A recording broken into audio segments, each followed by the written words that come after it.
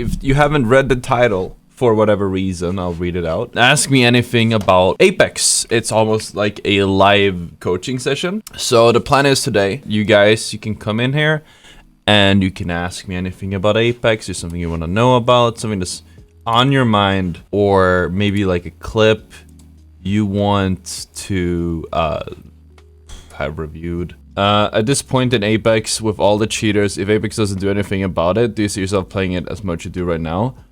I mean, I stopped playing ranked because there were just cheaters everywhere, right? It was impossible to enjoy it and make meaningful progress being like solo queuing, or yeah, well, solo queuing as well, but just like it was hard to make progress with all the cheaters. It was really frustrating, and it kind of like got worse because you keep you keep dying to the cheaters, you get demotivated or tilted or whatever, which leads to losing. So even if you don't die to a cheater, you'll suspect them, or you'll suspect the person who kills you to be cheating because you're so used to it at that point. Yeah, if Respawn doesn't do anything about the cheaters, I might end up quitting. A lot of people expect Apex to be like dying. That it is in a pretty bad state right now, which isn't wrong. It is in a pretty bad state, but there isn't that like anything better. If something better does come out, then I think the game would die like overnight.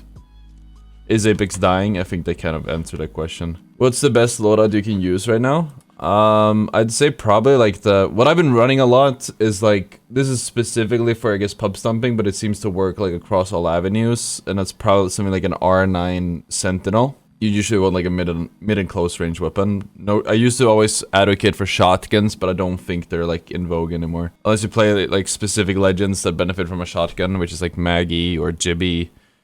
You're better off running like a mid long range weapon. Those aren't even really meta anyways. Is movement important? It's not useless, but it's in most cases it's kind of like overrated. What criteria do you use to determine who's the best player?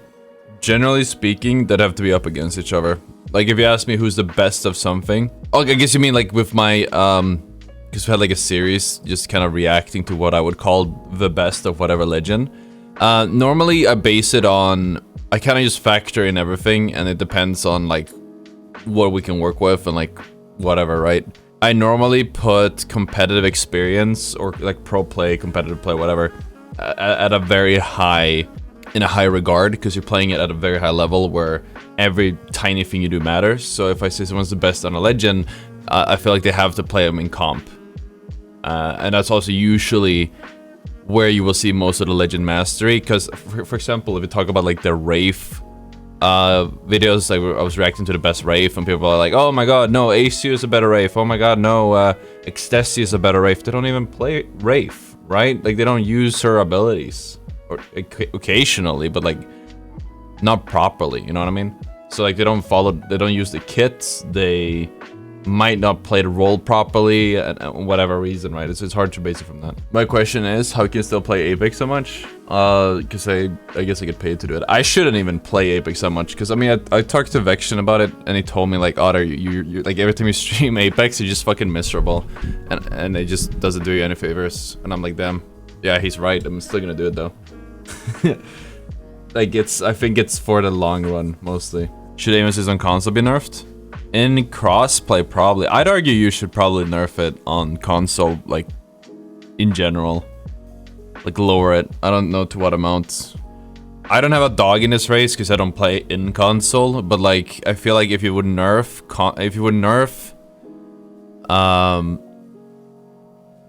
console aim assist to, let's say 0.4 or whatever, it will widen the skill gap, the skill curve, and there will be more the better players will stand out more, and there'll be less people relying on the crutch. Or rather, the ones trying to rely on the crutch will die a lot, which we've seen before. So I think if you want to raise the skill ceiling or add more depth or whatever to the skill level in console, absolutely, but it's also on console, so my opinion doesn't really matter there. What's my biggest tip if someone wants to get better at mouse and keyboard? Good question. Just aim train, I'd say. Like, you obviously need to know everything, you need to know movement and everything else, but like, just aim train. If you do it properly, you can make a lot of... What if Apex added a loadout drop system like Warzone? No. Dude, I played Warzone. I mean, we were supposed to talk about Apex, but I played Warzone, and the loadout system was the worst. It completely ruined it for me. There were a lot of things I didn't like about it, but the loadout system, and it's weird because I don't like randomness that much. But I feel like it's so weird to have a loadout system where you can choose what guns you want just by calling a thing down. Like at that point, don't make it a BR. You know what I mean? Like there's no BR at that point. It's just Call of Duty 2.0. Yeah, what's good with I'm not saying this to start an argument, but something that's really good with especially with something like aim labs or whatever, mouse and keyboard, or mouse and keyboard in general, is that when you're in mouse and keyboard, basically all the skill you learn, it carries over to like other titles or whatever. If you do aim training, or if you just play a pub game or whatever, you train your aim to a certain degree, however conscious you might be of it, you will build that aim skill. And if you then go into another game, even if the sensitivity is different, because sensitivity doesn't really matter, you're still going to have that skill because it's raw aim, it's all you, there's no assist or anything. But then in other games, like recently we had X-Defiant come out, which supposedly has a no rotational aim assist, if I understand it. It has a weaker aim assist. Apparently, so if you learned how to aim on Apex, that has a very strong aim assist with rotational aim assist, or aim, you know what I mean? Because like you just learn how to use the aim assist at that point, and you go to X-Defiant. That skill doesn't really carry over because you got to relearn how to aim because of how big of a part the software does. But again, like if you do mouse and keyboard, it's the same thing wherever you go because it's all you. If you're a CEO and would change one thing about Apex, what would it change? Remove stacks. Is like period. It's all of them. What's the hardest movement skill you learn? Super glide has to be up there, right? Like I'm getting really good at them, and thanks to getting the wooting, but I'm not even like at near 100% success rate yet. Solo queue rank system only. I would just say solo queue across the board. Will X-Defiant usurp Apex? No, it's not the same style of game. What if you want to relate CFGs and macros? A lot of people use them. I consider cheating. That's what I consider cheating as well. I think that I've said it before. I feel like if you use some type of third-party workaround or software, especially if there is a big key component being automation, I consider it cheating. If it gives like a big advantage, I consider it cheating. If I'm on PC, I'm on mouse and keyboard, and I use a Steam macro for tap strafing, because you can like scroll tap strafe and you can manually tap strafe even though it's not super good. But if I would use a Steam macro to tap strafe on mouse and keyboard, I would consider that cheating. Even though, whatever, like I do consider that cheating.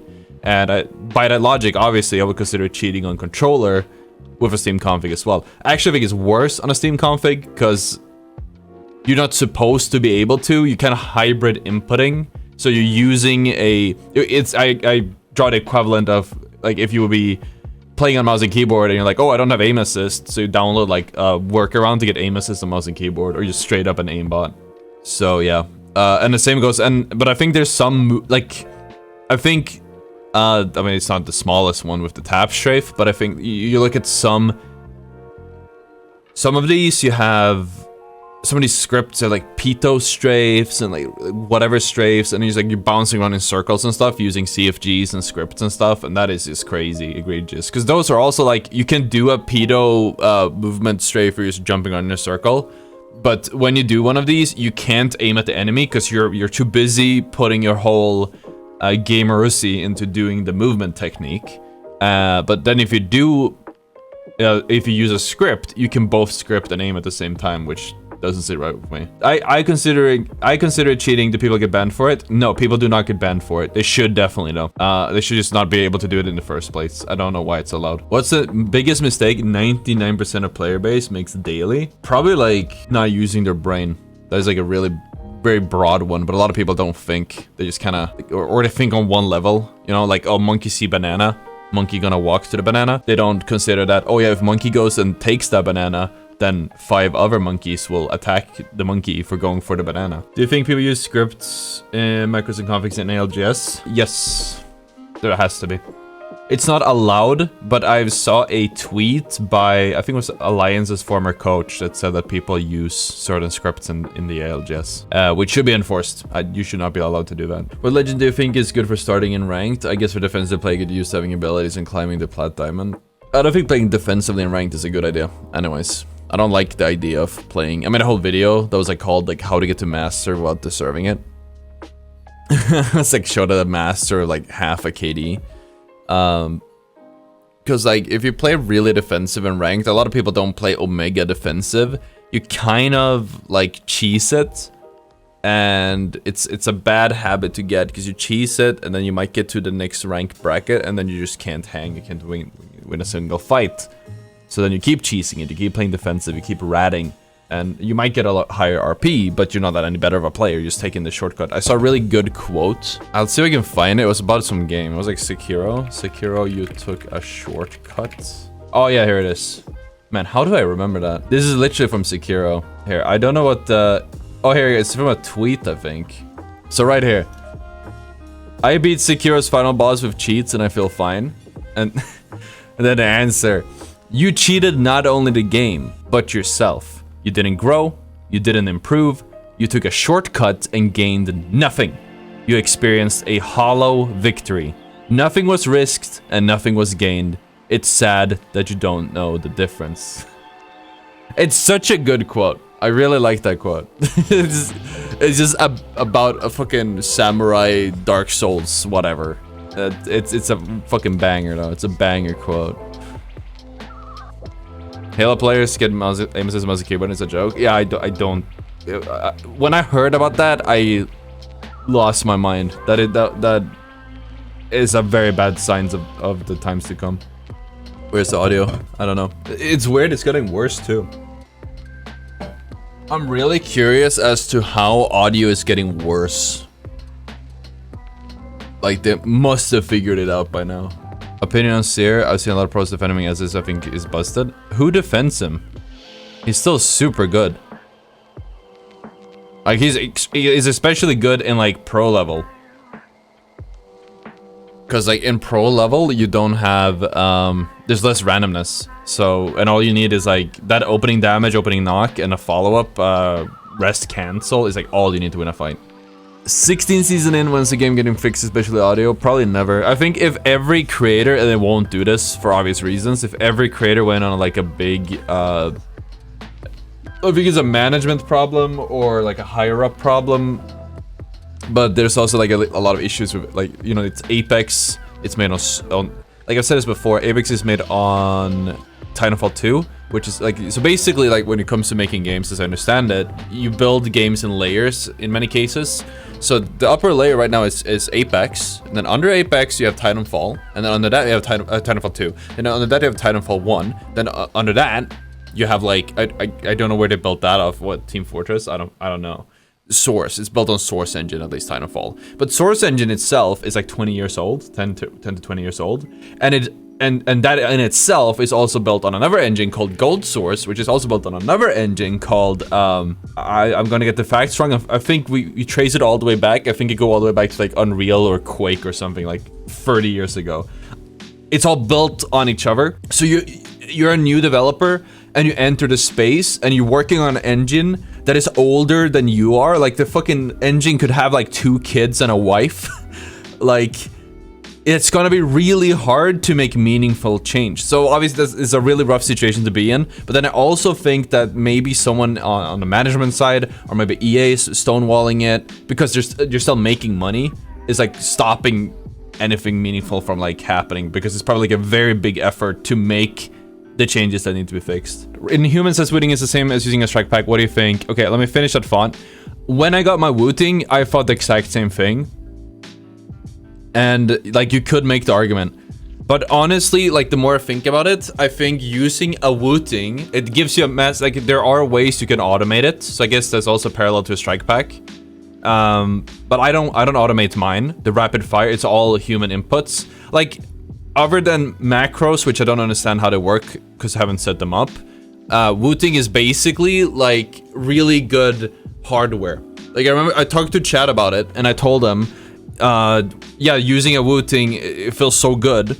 And it's a massive gap between the ones who have a Wooting with like the switches, the way to do them, where you can set the actuation point or whatever. That does make super glides easier. It's a massive gap from keyboards that the ordinary person have today. Either like a shitty Logitech membrane for like $5 off Goodwill, or a actual mechanical keyboard. But when I grew up, I'm 26 by the way, so like if we go back like not even five years, a little bit longer, like when I grew up like 8 years ago, maybe even earlier like that, nobody had mechanical keyboards at all. Like, nobody had them, at least in my circles. Like it was a rare thing.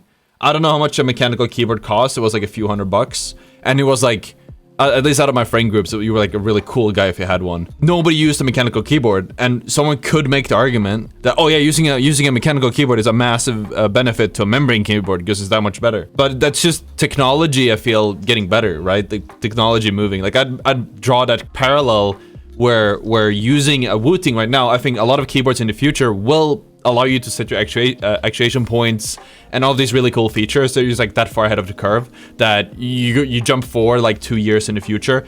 This is gonna be the standard, and it's not gonna be cheating. The same way there was only like one guy or one company who did mechanical keyboards back in the day when everyone else used membrane, and now everyone does. Like I don't even think you can find gaming keyboards with membrane anymore. It's like using a better hammer. You're not necessarily using some software that makes the nail magically go in. Yeah, you're still doing all of it yourself. It just makes it easier. You get a lighter bike. Do you think they should separate? They will ever separate MK and controller players if they play Grayscale so much? No, they will. There's no way to separate them. I don't even know if they should. In the sake of competitive integrity, they probably should, but I don't think they should. Only a matter of time before comp has its own rule settings. Maybe roll a limit per team and AA settings for comp too. We do have AA settings for comp, but you might not know that because they don't matter. You have what is that? You have, if you're a console player, as you guys might know, console players have 0.6 aim assist. But as of, I think this was like a year after crossplay too. They, because it's not fair, right? It's not competitively fair to play on a console and it's 0.6. It's really strong.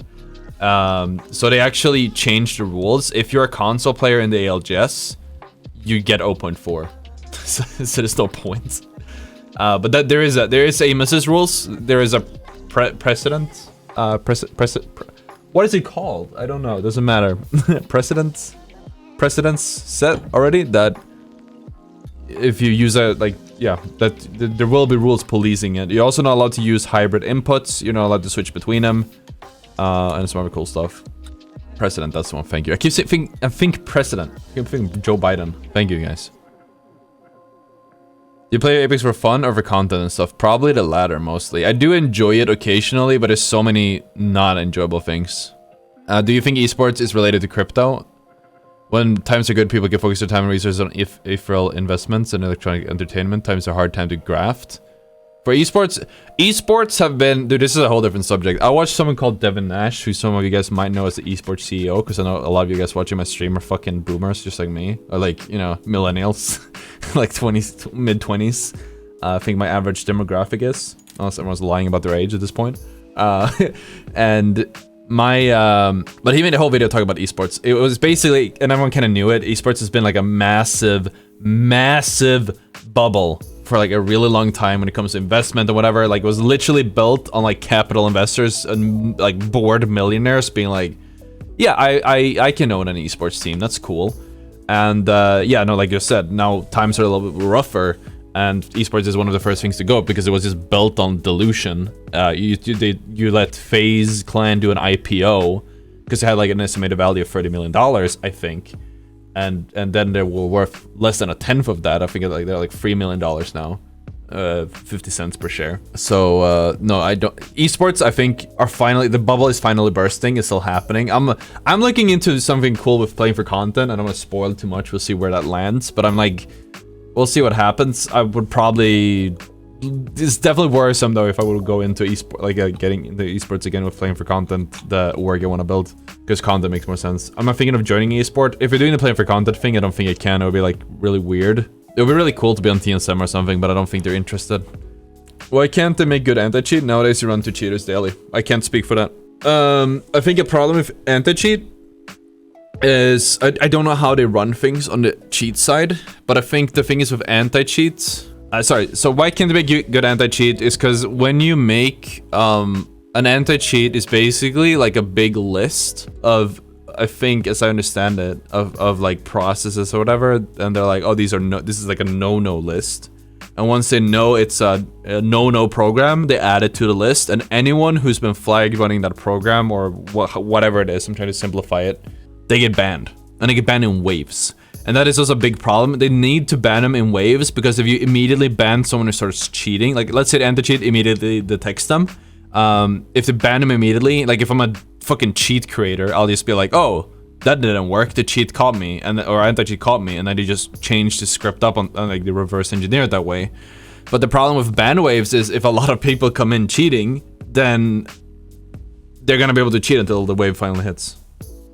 You'll get like one big wave a month, but like the games are gonna be ruined for the entire month. When will the next guest or rank video be? It's funny you mention that because we're doing it soon. We do it at the end of every month and it's the 24th. Maybe I'll aim to do it on... Maybe we'll aim for the 30th. Yeah, if you guys just submit ranks, you should have the link. It's like in every submit your rank video, we always have a link at the bottom. You can submit clips if you want me to guess your rank there. We're just going off like a library of clips you already have. I'll probably record it by the 29th or 30th and run it on Sunday. Did you find any major differences between upgrades, e.g. headphone, keyboard, blah, blah, blah, blah, blah? Yes. Upgrading my RAM was a big change because my FPS got a lot better. Like just in general, upgrading to a good PC made a massive difference to my performance, because if you have inconsistent frames, your aim becomes inconsistent on mouse and keyboard. Because practically, like basically, if your FPS fluctuates a lot, it's basically like your sensitivity fluctuates a lot, because doing a certain movement on 90 FPS is different than doing it on 110 or 60, 120, whatever. And if it fluctuates all the time, you can't be consistent because it keeps changing up on you. But yeah, and other than that, probably like a mouse upgrade. We got the Skype pad, was a really big upgrade. Headphones not that much because the audio is really bad in the game in general. We got a 1440p monitor, massive upgrade as well. But like to be able to run a 1440p, Apex at 1440p, you need a really good PC.